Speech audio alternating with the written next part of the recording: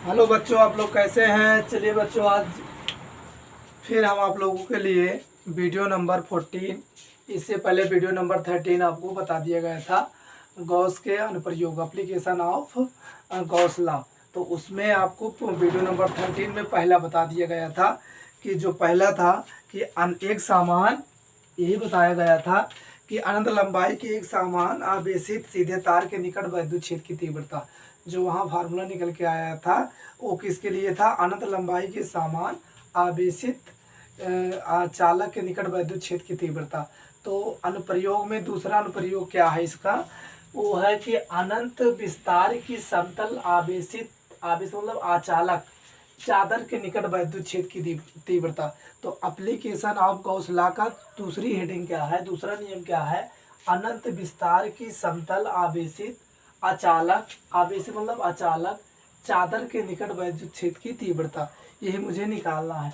इसको इंग्लिश में बोलते हैं intensity of electric field near and in infinite plane charge non conductivity sheet. Sheet माने चादर, शीट माने क्या होता है, चादर यानी प्लेट, प्लेट कहिए या चादर कहिए। तो मैंने क्या लिखा कि माना अनंत विस्तार की एक समतल प्लेट यानी चादर है। ये क्या है, अनंत विस्तार की एक समतल प्लेट चादर है जिस पर धन आवेश एक समान रूप से फैला हुआ है। जिस पर क्या फैला हुआ है, धन आवेश, जिस पर धन आवेश एक समान रूप से क्या हुआ है, फैला हुआ है। तो एक समान रूप से इस पे क्या फैल गया, धन आवेश फैल गया। क्या फैल गया, धन आवेश फैल गया। एक समान रूप से क्या फैला हुआ है, धन आवेश फैला हुआ है। ये देखिए आपका ये धन आवेश फैला हुआ है। एक समान रूप से क्या फैला हुआ है, धन आवेश फैला हुआ है, से फैला है। चादर, चादर मतलब एक प्लेट, ये क्या है आपका चादर, चादर, इसको चादर कहिए या प्लेट कहिए।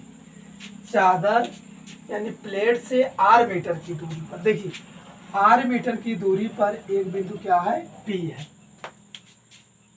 एक बिंदु पी है जिस पर वैद्युत विभव भी मुझे ज्ञात करना है, जिस पर वैद्युत विभव मुझे क्या करना है, ज्ञात करना है। फिर मैंने लिखा कि बिंदु पी के, बिंदु पी के, पी लिखा मैंने, बिंदु पी के विपरीत दिशा में एक बिंदु क्या है, पी डैश, इसी के विपरीत विपरीत दिशा में एक बिंदु क्या है, पी डैश है।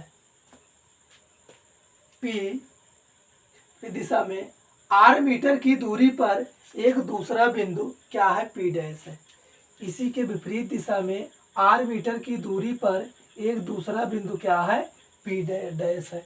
फिर मैंने लिखा, फिर पी डैश को, पी डैश को अक्ष मानकर एक बेलनाकार गॉसियन पृष्ठ खींचते हैं जो बिंदु पी व पी डैश से होकर गुजरता है। तो हम लोग क्या खींचेंगे, गॉसियन पृष्ठ खींचेंगे। क्या खींचेंगे हम लोग, गॉसियन पृष्ठ खींचेंगे। तो गॉसियन पृष्ठ खींचेंगे तो उसके लिए देखिए ये ऐसे आया,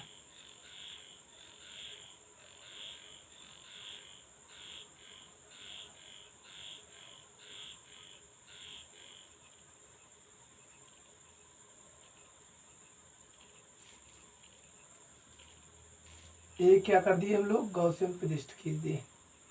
हम लोग क्या कर दिए, गॉसियन पृष्ठ खींच दिए। तो मैंने क्या कर दिया, गॉसियन पृष्ठ खींच दिया। यहाँ जो वैद्युत क्षेत्र की तीव्रता होगा वो क्या होगा, पृष्ठ के लंबवत डी ए वेक्टर होगा। इसकी जो वैद्युत क्षेत्र की तीव्रता होगी वेक्टर ई होगी, और जो यहाँ वैद्युत क्षेत्र का वेक्टर होगा डी ए वेक्टर होगा, डी ए वेक्टर, और वैद्युत क्षेत्र वेक्टर ई होगा। और क्षेत्रफल अवयव इसका क्या होगा, लघु क्षेत्रफल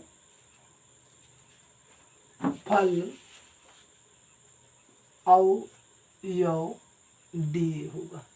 लघु क्षेत्रफल अवयव क्या होगा, डी होगा।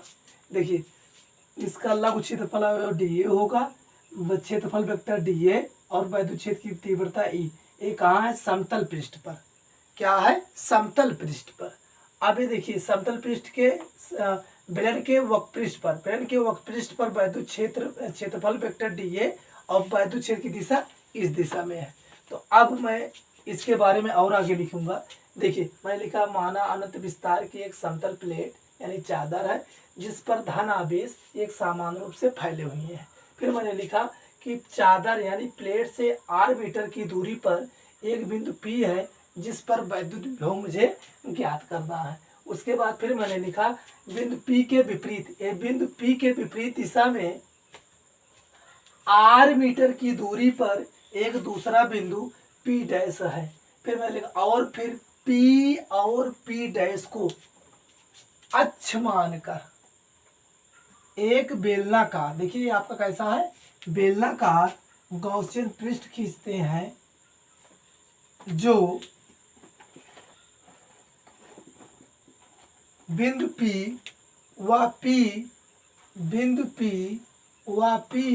से होकर गुजरता है, बिंदु P व P से होकर गुजरता है। फिर नई लाइन से लिखेंगे माना बेलन के प्रत्येक समतल पृष्ठ का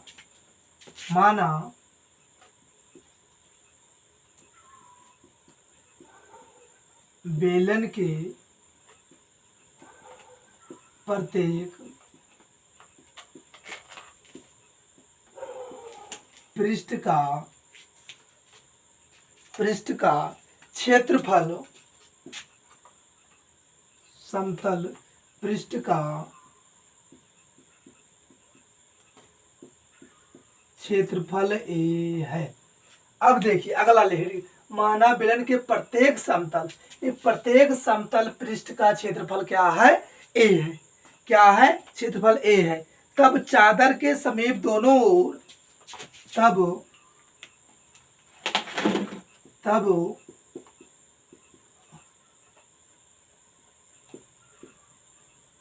चादर के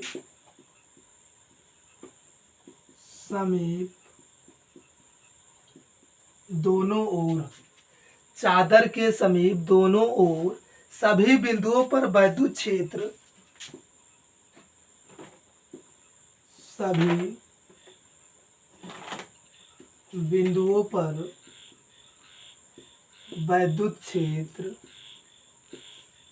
वेक्टर E और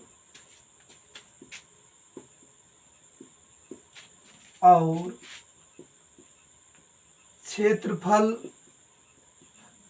वेक्टर dA वेक्टर दोनों चादर के समांतर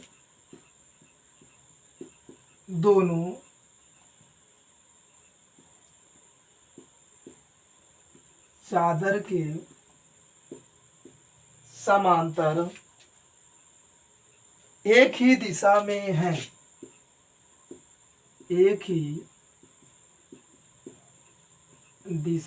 है, दोनों चादर के समांतर एक ही दिशा में है। तब उनके बीच कोण थीटा बराबर 0 अंश। अब बात समझिए मैंने क्या लिखा माना बेलन के प्रत्येक समतल पृष्ठ का क्षेत्रफल क्या है। इस समतल पृष्ठ का क्षेत्रफल क्या है आपका, A है। तब चादर के समीप दोनों ओर दोनों मतलब इधर और इधर, दोनों ओर सभी बिंदुओं पर वैद्युत क्षेत्र, देखिए जो वैद्युत क्षेत्र यहाँ होगा वो वैद्युत क्षेत्र क्या होगा, वेक्टर E, और क्षेत्रफल वेक्टर क्या हो जाएगा, देखिए A बेलनाकार था, वैद्युत क्षेत्र ये है, और क्षेत्रफल वेक्टर क्या हो जाएगा, dA वेक्टर। वही लिखा गया दोनों ओर सभी बिंदुओं पर वैद्युत क्षेत्र वेक्टर E और क्षेत्रफल वेक्टर dA वेक्टर दोनों चादर के समांतर, ये देखिए चादर के क्या है, समांतर एक ही दिशा में है, चादर के समांतर एक ही दिशा में है, ये उधर जा रहा है तो ये इधर जा रहा है, दोनों वैद्युत क्षेत्र और वेक्टर dA एक ही दिशा में, वैद्युत क्षेत्र और dA वेक्टर एक ही दिशा में है। इसलिए उनके बीच जो कोण बनेगा एंगल बनेगा थीटा बराबर क्या बनेगा, 0 अंश बनेगा। जब कोई दो रेखाएं एक ही दिशा में जाती हैं तो उनके बीच का जो एंगल बनता है वो थीटा बराबर कितना बनता है, 0 अंश बनता है। इसलिए थीटा बराबर क्या लिखा गया, 0 अंश लिखा गया। अब लिखेंगे नई लाइन से, अतः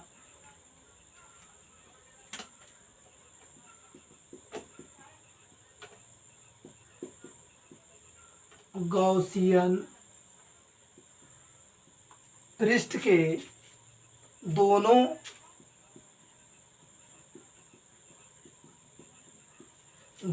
सिरों से होकर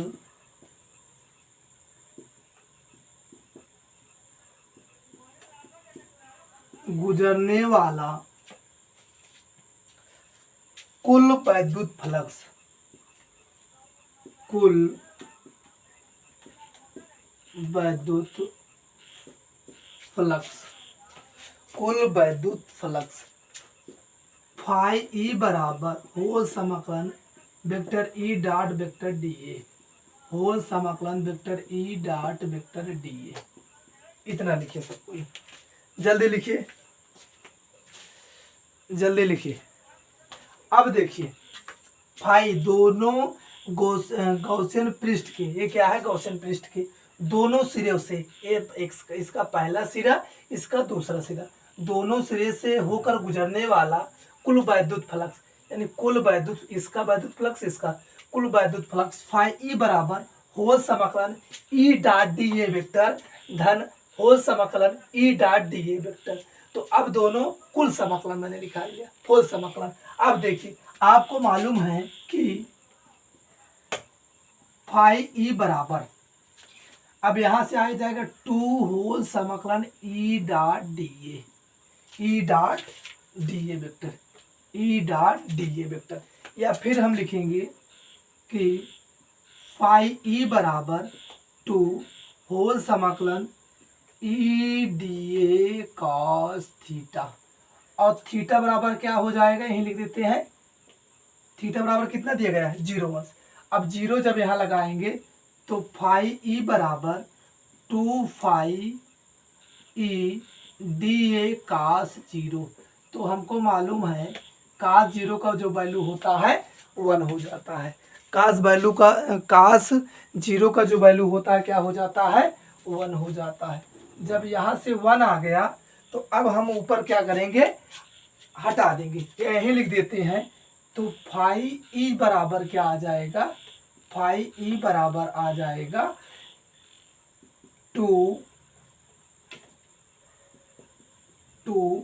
होल समाकलन ई डी ए, होल समाकलन ई डी ए, होल समाकलन ई डी ए, होल समाकलन E D A.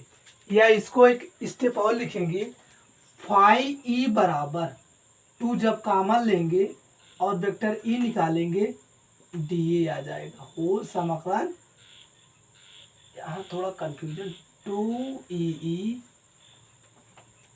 D A आ गया। इसको आप समीकरण नंबर क्या बना देंगे, 1 बना देंगे। और स्थान ना होने के कारण मैं इनको इधर से हटा दे रहा हूँ, अब इनका कोई काम यहाँ नहीं है, कोई काम नहीं है। तो मैंने सारा क्वेश्चन आप लोगों को समझा दिया। अब लिखेंगे संपूर्ण बेलन के लिए, संपूर्ण बेलन के लिए होल समाकलन डी ए बराबर क्या हो जाएगा, ए हो जाए, क्योंकि उसका पृष्ठ का क्षेत्रफल क्या था, ए था। सारे बेलन के समतल पृष्ठ का क्षेत्रफल क्या था, ए था, से होल समाकलन डी ए बराबर क्या हो जाएगा, ए। तो फाई ई बराबर वैद्युत फ्लक्स फाई ई बराबर 2e ए, 2e ए। अब इसको आप लोग समीकरण नंबर 1 बना लेंगे, जो 1 बना था उसको हटा देंगे, इसको आप क्या बना लेंगे, 1 बना लेंगे। तो उसके बाद लिखेंगे कि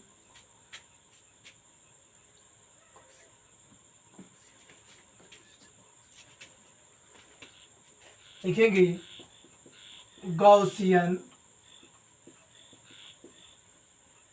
पृष्ठ यानी बेलन, गॉसियन पृष्ठ यानी बेलन के वक्रीय पृष्ठ से होकर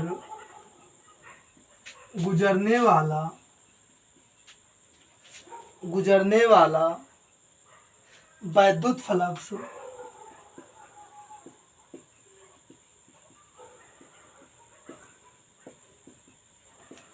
शून्य होगा। वैद्युत फ्लक्स क्या होगा? शून्य होगा, क्योंकि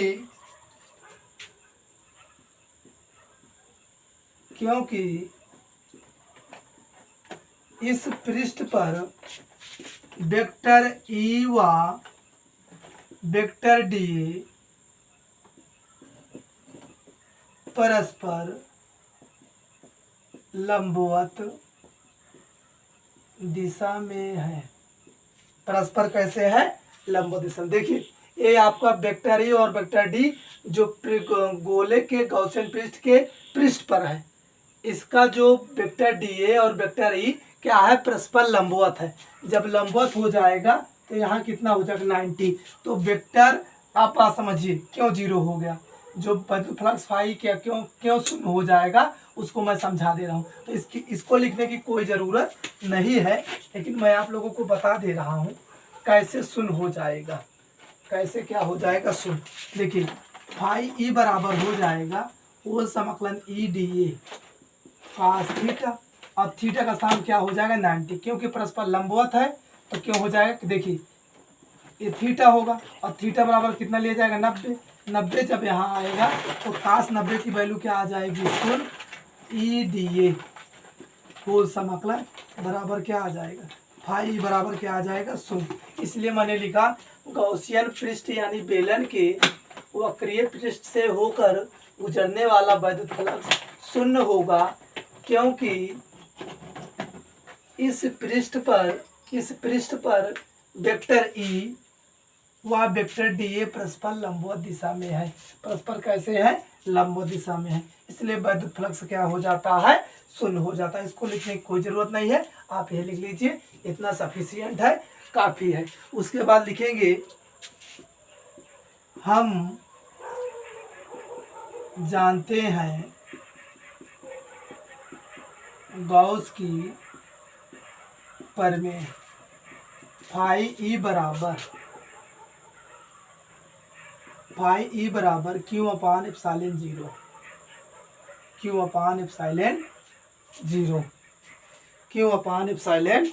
जीरो। इसको समीकरण नंबर आप बना देंगे 2। अब लिखेंगे नई लाइन से आवेश का पृष्ठीय घनत्व। आपको पढ़ाया गया था आवेश का पृष्ठीय घनत्व सिग्मा बराबर क्यू अपान ए। क्या पढ़ाया गया था? क्यू अपान ए। जब इसको आप क्रॉस मल्टीप्लाई करेंगे तो क्यू बराबर सिग्मा ए। अब क्यू का वैल्यू कहाँ रख देंगे? समीकरण 2 में। जब क्यू का वैल्यू समीकरण 2 में लिखेंगे तो फाई ई बराबर आ जाएगा समीकरण 2 में क्यू का मान रखने पर। लिख लीजिए समीकरण 2 में क्यू का मान रखने पर, जब क्यू का मान रखेंगे तो यहाँ आ जाएगा सिग्मा इक्वल, यहाँ क्यू के स्थान पर सिग्मा फाई ई बराबर यहाँ रखेंगे सिग्मा ए अपान एप्सिलॉन जीरो। समीकरण नंबर क्या बन गया? 3 बन गया। समीकरण नंबर कितना बन गया? 3 बन गया। अब नई लाइन से लिखेंगे कि समीकरण 3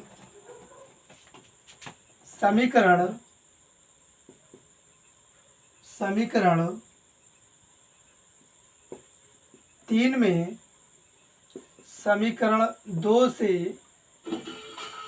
फाई ई का मान रखने पर, जब फाई की वैल्यू यहाँ रखेंगे तो क्या हो जाएगा? 2 इंटू ई इंटू ए बराबर समेसन ए अपान का क्या आ जाएगा एप्सिलॉन जीरो। ए से एक कैंसिल आउट हो जाएगा और ई बराबर हो जाएगा सिग्मा अपान 2 एप्सिलॉन जीरो। इधर 2 मल्टीप्लाई, इधर क्या हो गया डिवाइड हो गया, इधर क्या हो गया डिवाइड हो गया, equal sigma upon 2 epsilon zero आ गया, 2 एप्सिलॉन जीरो आ गया, 2 एप्सिलॉन जीरो आ गया। तो वैद्युत क्षेत्र का जो मात्रक होता है न्यूटन प्रति क्या होता है कूलाम होता है, न्यूटन प्रति क्या होता है कूलाम होता है, न्यूटन प्रति क्या होता है कूलाम होता है। अब इसके नीचे आप लोग लिखेंगे कि चादर के निकट, चादर के निकट सभी बिंदुओं पर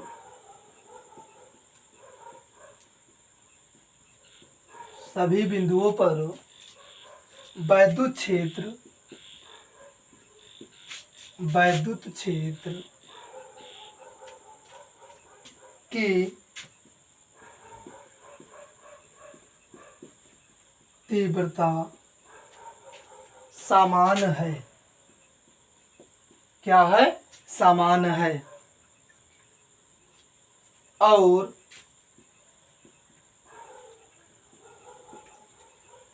इसकी दूरी r पर